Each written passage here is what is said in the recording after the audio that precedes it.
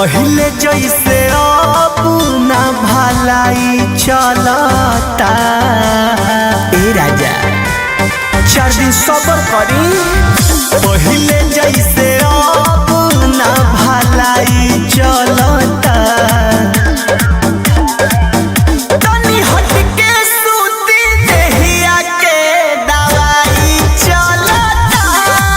जवन जही सैया ओही के दवाई चलता।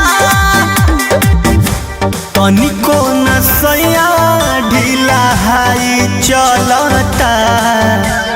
मान जाए ना।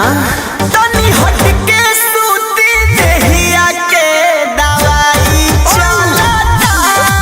जवन जही सैया ओही के दवाई चलता।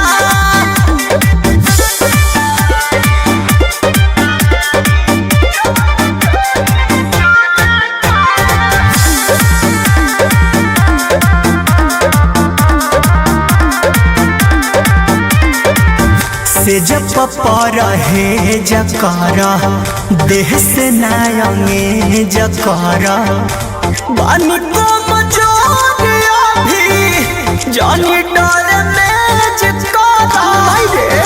कहाँ जाए रे। से जब पर है जकर देह से नायंगे जकर बानी को मचोरिया भी जानी डर में जिकरा।